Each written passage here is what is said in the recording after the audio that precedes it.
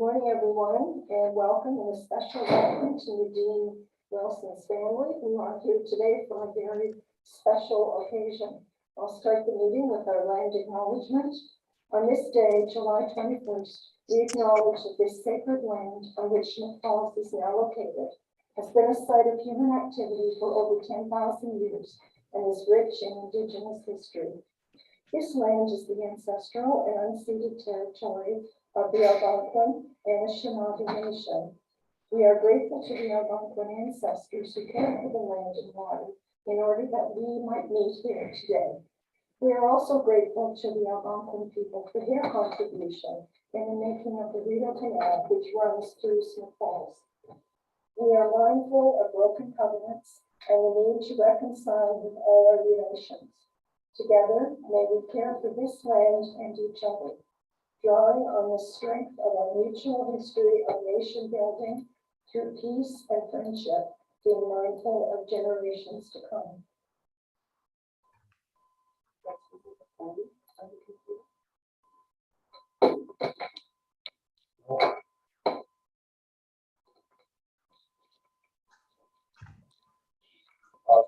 Are you getting the feedback at your end, Chris?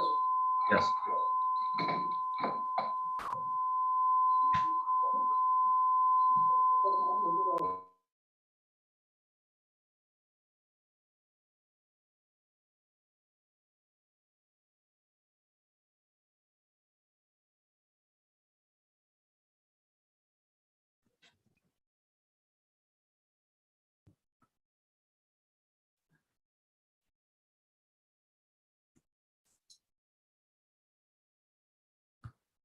Keep it here.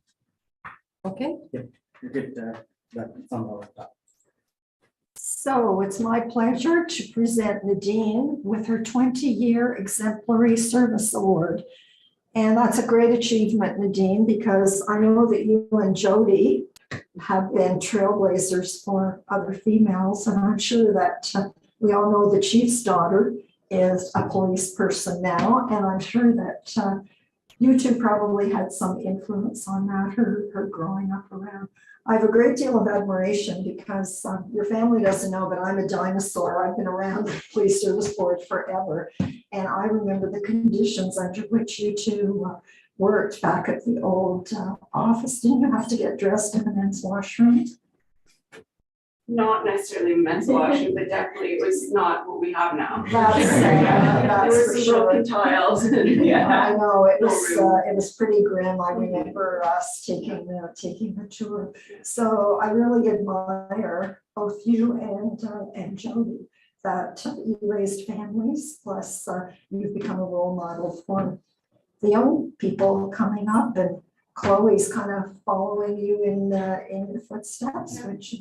which is great. So anyway, this comes from the Governor General, the medal that the chief, I guess, is going to present to you. Nadine, from the Governor General of Canada, your 20-year exemplary service medal for 20 years of great service to our community here in Smith Falls. This is soft.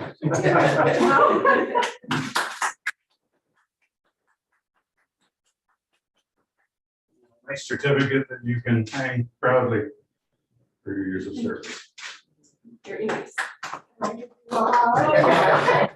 Honestly, for 20 great years, and I love working here. Like, we have such a great police service. We do, we're Yeah. very fortunate. And none of this happens without the backing of your family, right? So I am missing Calvin here right now.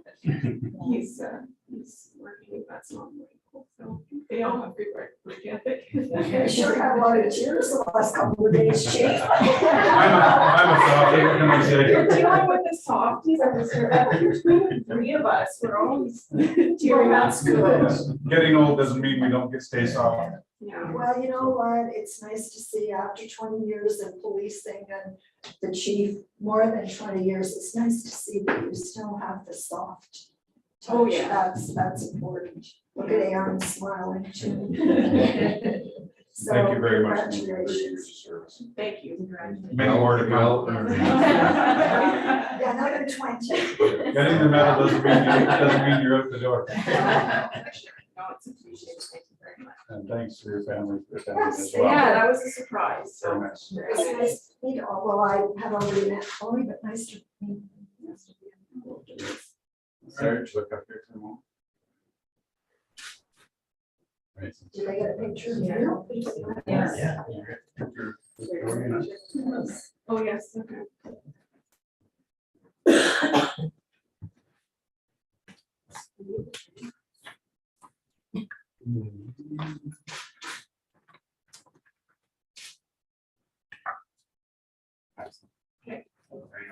Sorry, Bryce. One more. Sorry.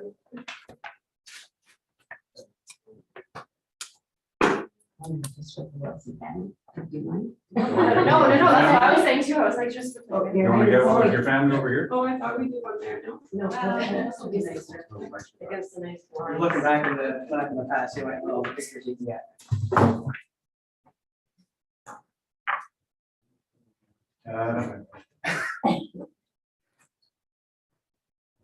Go first. I'm just gonna go first.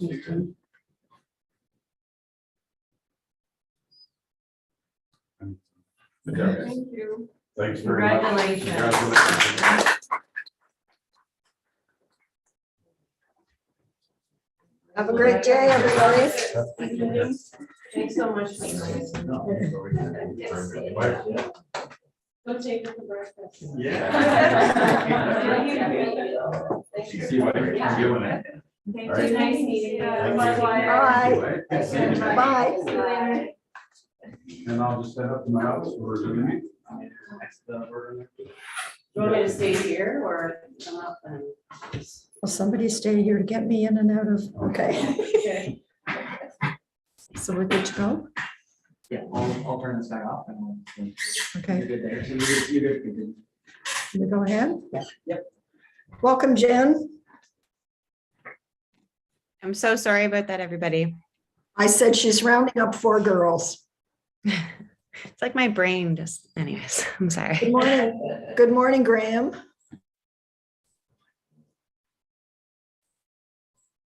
You came early so you wouldn't miss the meeting. That's right. Thank you very much. We've got that feedback again. Okay.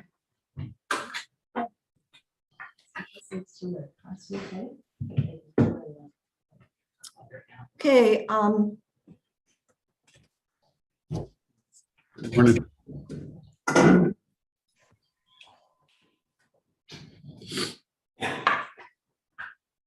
just have a few remarks while Bryce is working on our technical business. Vice Chair McGuire isn't here today, but I'd like to thank him so much for literally at the last minute chairing the last meeting. Yesterday, we had a wonderful swearing in for our new deputy chief at the courthouse in Perth, which was really well attended by her family and friends. And of course, it's momentous because she's the very first female deputy chief in Smith Falls. I'd also like to acknowledge the service for all the service that they've given to the community over the last while. I know the chief brought you up to date at the June meeting about the torch run and the golf tournament and how much money they raised, but they also were involved in the fishing derby and the bike rodeo. So congratulations to them. It was great to see. I saw the videos and it was great to see the smiling faces at both the bike rodeo and at the fish derby. Lastly, I noticed on the news yesterday, and we may be getting a letter from the London PSB. Graham's probably aware of the letter that they have written to the federal government asking that femicide be added to the criminal code. And of course, we've certainly aware of that in the town of Smith Falls. So I wouldn't be surprised if perhaps we get a letter asking our board to support that. So, Graham, do you have anything you want to say today? Do you want me to add you to the agenda? No, thanks. I'm happy to just to sit through the meeting, and if there are specific questions, I'm more than happy to address those. I don't have a substantive update at this time, but I'm thinking probably closer to the fall, I'll be able to bring something back to the board for your consumption. Okay, perfect. And you feel free to jump in at any time if you have a comment as well. Any additions to the agenda, Chief?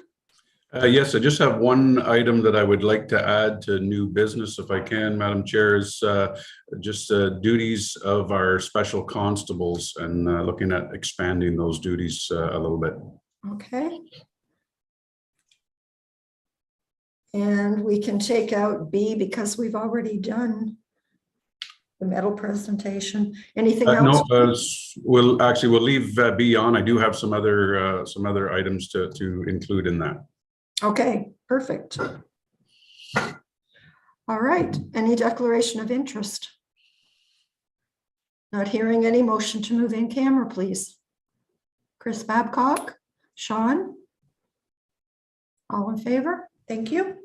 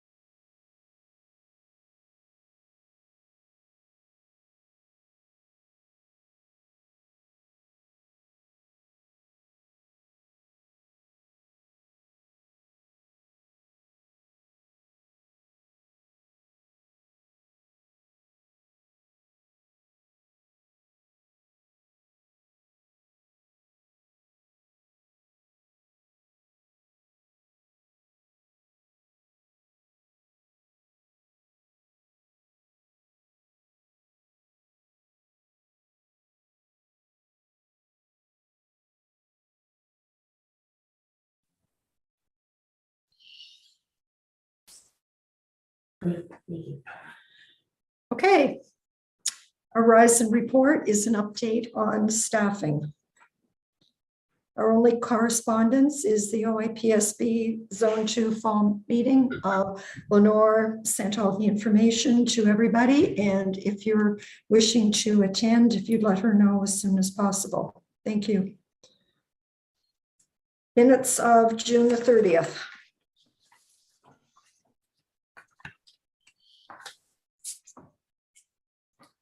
I'm sure that everybody read them. And any comments, questions, concerns? If not, motion to approve, please. Sean and Jen, all in favor? Thank you.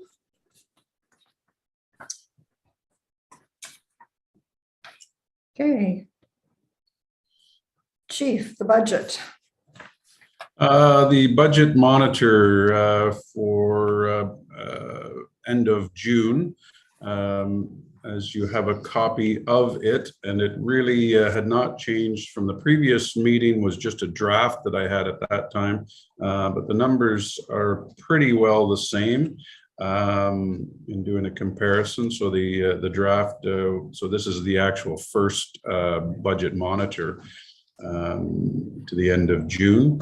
And I'm happy to say, so in our capital, on our capital side of the budget, we are still awaiting delivery for our 2022 order for a police vehicle. So we have not spent those funds as yet. The new phone system upgrade is ready. In fact, they're here today to start the install process for that. So for the new phones within the building, that'll all be compatible with our next generation 911 as well. And that project is going on budget as well. In fact, I'm hoping that it'll be slightly under budget from what we predicted, but it's that project is going well. On the operations side, again, nothing really changed from the draft from last month that I commented on. We're tracking well in the major lines, which are the salary and wages, our overtime costs, part-time wages are all in good stead. There are a number of lines that we don't track the variances at this point because there's expenditures at different times of the year in those lines. But in reviewing many of those lines, we are tracking very well, such as travel-related expenses, training, professional fees, our uniforms and equipment, and our property repairs and things of that nature that aren't tracking those. They're on all are well on budget. So I don't see any concerns or issues with the budget so far halfway into the year, and we'll continue now to get budget monitors monthly, and I'll continue to track those expenses and report to the board. And subject to any questions, that's update on the 22 budget. Questions?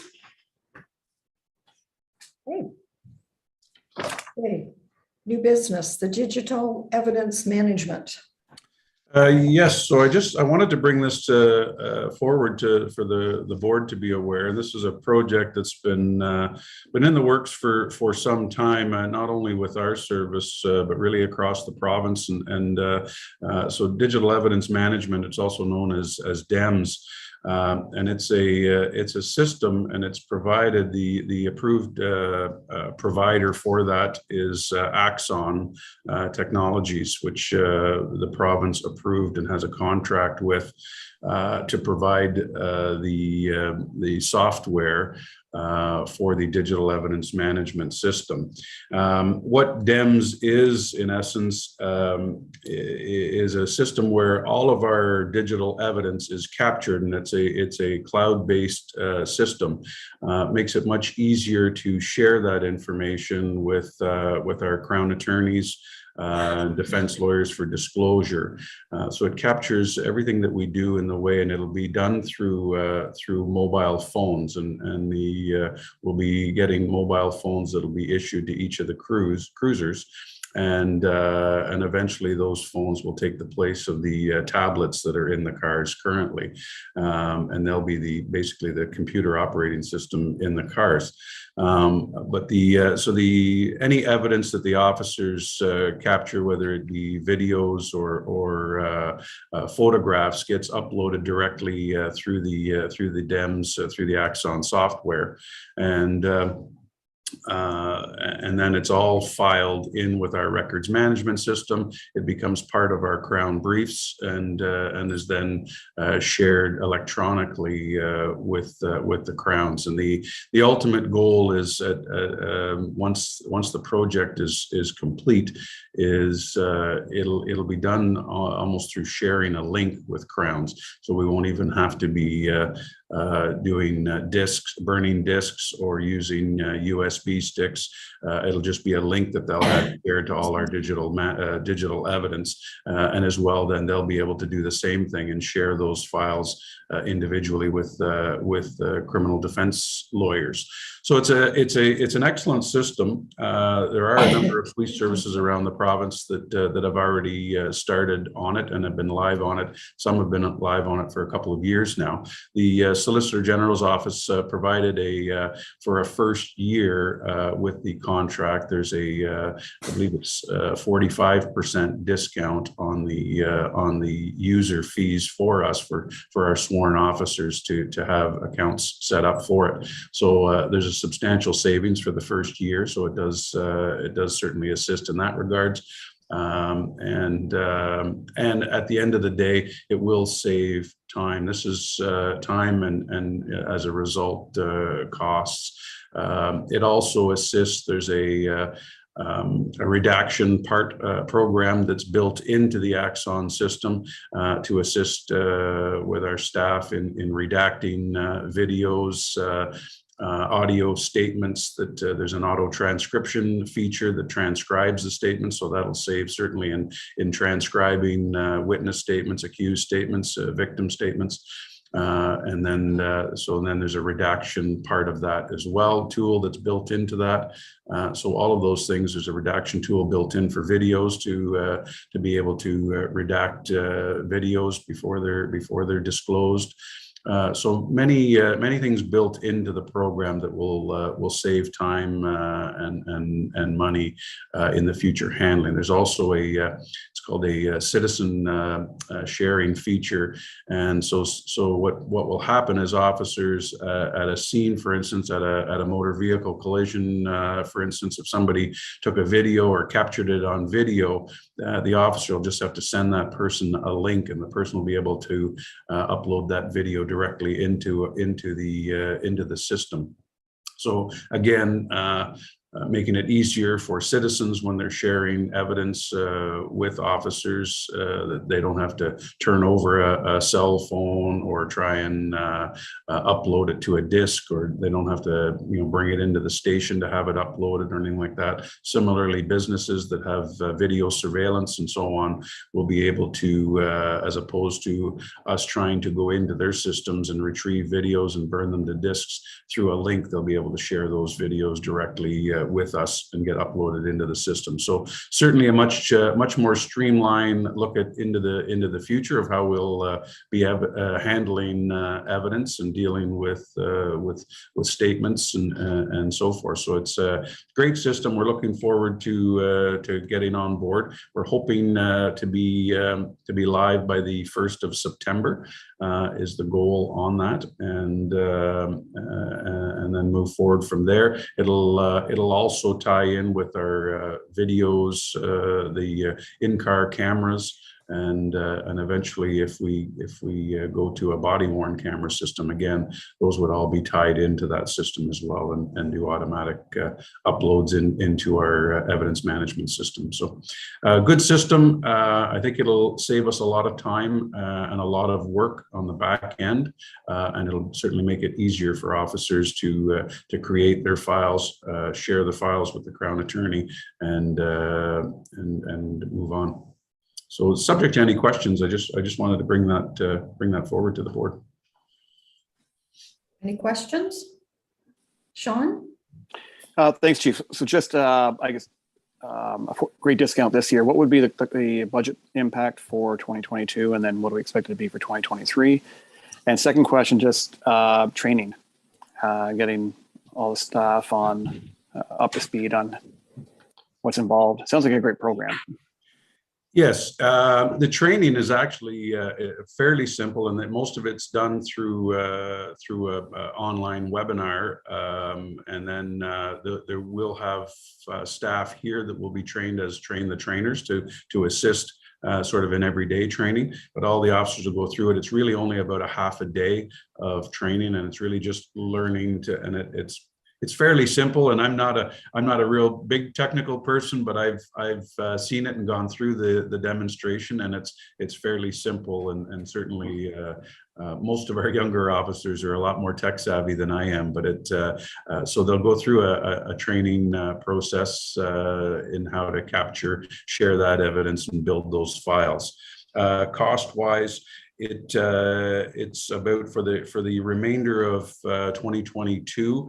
It'll be about $5,000, and then over a 5-year contract, it'll be about $15,000 a year for the 5 years. But I can assure you the time that we spend, just, and I use as an example, to transcribe statements is very time consuming. And this program it will still require somebody to review the auto transcribing, but the auto transcribe program right now is up to 96% accuracy, and so it's just a case of going in and sort of filling in that 4%, if you will, but it saved a huge amount of time at that end alone, and then the certainly automatically uploading everything and not having to print as much. Eventually, the idea will be is the crowns will just we'll get the crown brief electronically,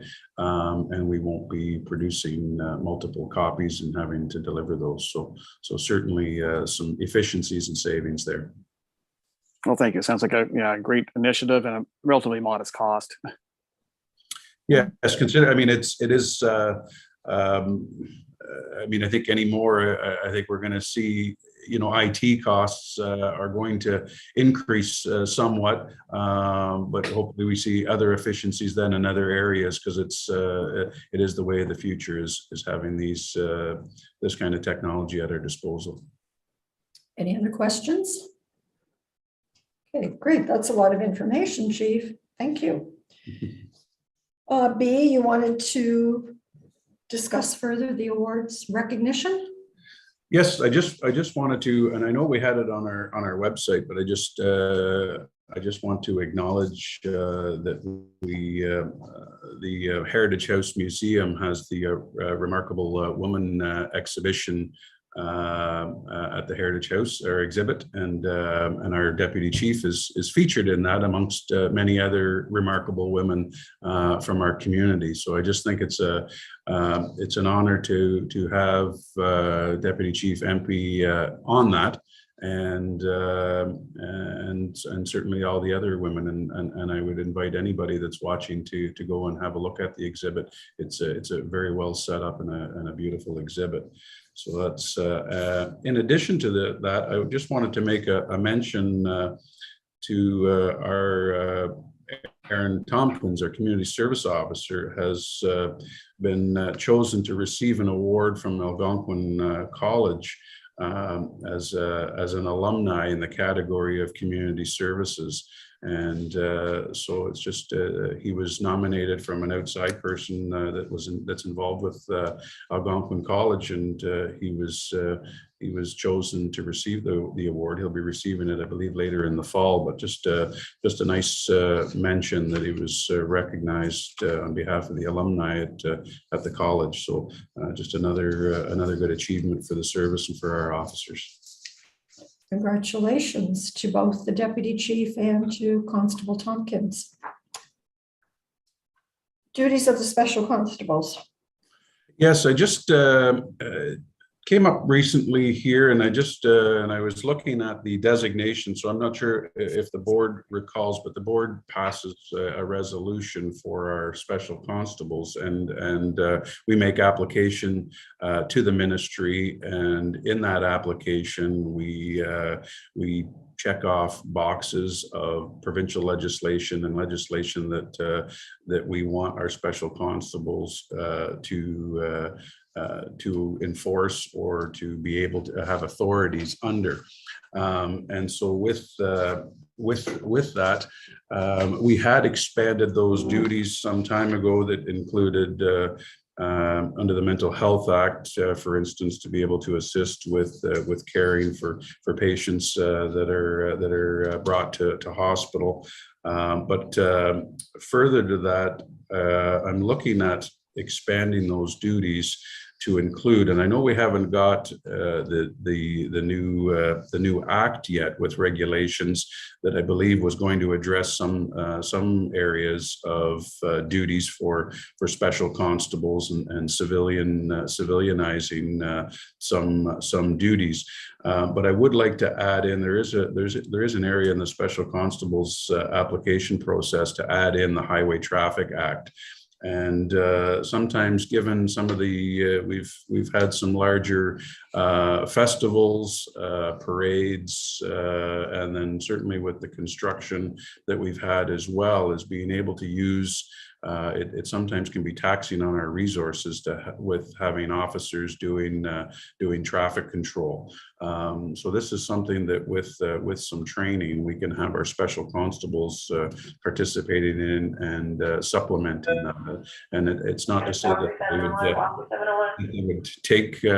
they would take over those duties, but certainly they'd be able to, like I use the Santa Claus parade, for instance. I know there's an event in the works for the reopening of Beckwith Street that will require a great deal of resources, and so it'll just assist in staffing those. So if the board, certainly any questions, but I would be asking the board for a resolution to, as the ministry requires a resolution from the board to change any duties or to add any duties, I'd be asking for the board for a resolution to add the duties under the Highway Traffic Act to our special constables. Graham, did you want to add anything to that? I don't think I could. The chief did a fantastic job explaining sort of the duties and application of the application for responsibilities for the special constables. So certainly what the chief has explained is fair, and it's within bounds of the application that the board may approve for the use of special constables. Okay. Any questions or comments? Sean, I see you giving a thumbs up. Are you willing to make the resolution? Okay. Seconder? Chris Babcock? So, Chief, how would you like the resolution worded? Just if we can have the resolution, just a word that the board approves the expansion of special constable duties to include the Highway Traffic Act of Ontario, and that the chief provide the ministry with the application for our 2 special constables. Okay. All in favor? Carried. Thank you. The manager's report. Good morning. The Health I Am quarterly report from April 1st to June 30th. Our call volume was 121 calls for service. Apprehension rate was 11%, and our average wait time at the hospital was 2 hours, 1 minute. Our business plan quarterly report for April to June. Our vehicle stops were 462, foot patrol hours 124, bike patrol hours 70, school hours 46, other hours was 83.25, and our total calls for service was 2,258. For the month of June, Police responded to 890 calls for service. On June 3rd and 4th, our service participated in the annual law enforcement torch run. Deputy Chief LaBelle and myself attended the kickoff start of the run, along with members of the Smith Falls and Peterborough Police Service. In total, with the tolls, the run, and the toll at the local Canadian Tire parking lot, we raised over $14,000. And on June 8th, some of our members participated in the annual Kinsman Club sponsored golf tournament for Special Olympics. And the police service held a retirement drop-in with speeches to honor Deputy Chief LaBelle and his retirement with the service after serving 35 years in policing. In uniform patrol, for calls of service of note, we had 17 traffic collisions, 11 domestics, 2 frauds, 12 thefts, 4 break-and-enters, no sudden deaths, no stolen vehicles, 1 impaired driving charge, 5 bail violations, 8 warrants were executed. During the month of June, the STEP target was offenses relating to e-bike safety, vehicle and trailer equipment safety. There were 5 charges issued related to STEP, along with 103 vehicle stops, issuing a total of 75 Highway Traffic Act offense charges and 6 compulsory automobile insurance act offenses. The STEP target for July is impaired driving, both alcohol and drugs, and speeding. We noticed a spike in our mental health related calls and overdose calls, where our officers have had to administer naloxone in the last couple of weeks, saving at least 3 lives. Our officers continue to engage with our local health unit partners, paramedics, and our MCERT team to assist those at high risk for overdose. As a result of that, we ordered more naloxone kits for our officers who do carry the kits with them to all of our calls. Our criminal investigation branch, they executed a CDSA Controlled Drug and Substance Act warrant at a local motel relating to and arresting 4 individuals and seizing a quantity of cocaine, crack cocaine, ammunition, and Canadian currency. Investigation into poorly made $100 counterfeit bills that were being passed around local businesses and businesses outside of Smith Falls. As a result, 2 individuals were arrested at a local motel, and a subsequent search warrant was executed where officers seized a large amount of fake currency that they were using. They're continuing in the homicide investigation. There's also a large fraud investigation that they're dealing with, a historical sexual assault investigation, and they also assisted Ottawa Police on June 30th downtown in preparation for Canada Day. Our community service officer conducted various case conferences with staff and students. He did a presentation to local schools regarding cyberbullying in collaboration with victim services, conducted lockdown drills at the various schools, did a drug mental wellness presentation to grade 12 students at the high school, attended St. Luke's High School graduation ceremony and presented an award, attended a community discussion at Duncan J. Schooler on how our local school can support families and community and explore resources that are available through our community partners, attended meetings relating to Situation Table, Crime Stoppers, MCERT, and Youth at Risk. PC Tompkins was also the main officer involved with the torch run tolls both on Cornelia Street during the run and also attended the Canadian Tire parking lot toll and the golf tournament. He also participated regularly with updates on Your TV and Lake 88 News and covered the road when we were short-staffed. Other training that our officers did, majority of our officers now have participated with the RNJ adult diversion training that will be coming into effect shortly. Myself, PC Tompkins, Walker, and Brett participated in a health unit virtual meeting. We discussed substance use and addiction prevention. It's a focus group that offers suggestions to better assist those with dealing with addictions in our community. Search warrant refresh training to our CIB officers, C8 and use of force refresh training, and 1 sergeant attended Guelph for frontline supervisors training. And that's the manager's report. I just have a question. There seemed to be quite a spike in the calls for service in April and June. Am I reading that correctly, or is that? Yeah. Yes, now I know for one that we did have, and I believe I've made mention to the board before, and we get sometimes in a lump group of calls with regards to theft of packages from through Canopy Growth that are lost in the mail, and we have jurisdiction over those and have to file those reports for Canada Post. And and I believe there was about 100 of them early on in the month. So, but certainly if the deputy has anything beyond that as well, but I know that was one of the reasons for the spike.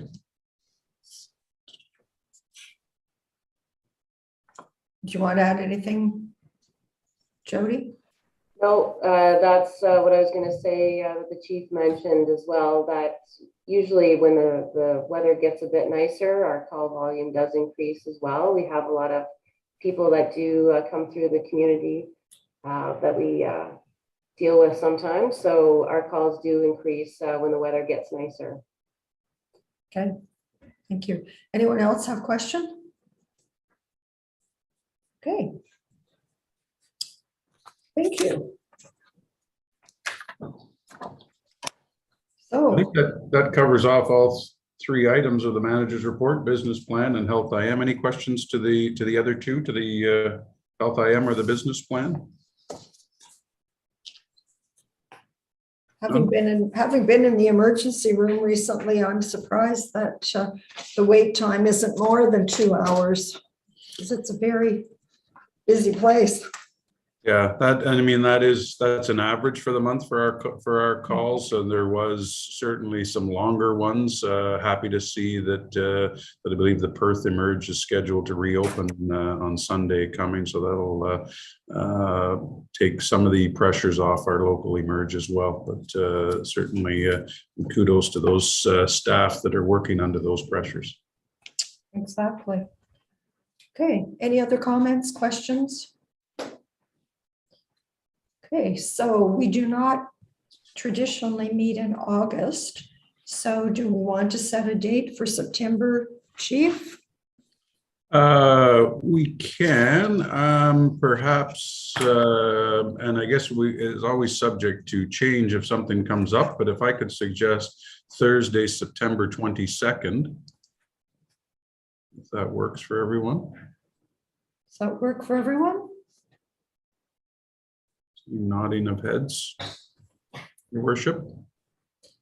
Is that okay for you, Sean? Okay. Perfect. All right. Well, stay cool, everyone. I'm glad you made the meeting, Graham, that we weren't finished before you got here. Thank you very much for your patience. Have a great rest of the summer, everyone. Thanks, everyone. Have a good summer. Take care. Bye-bye.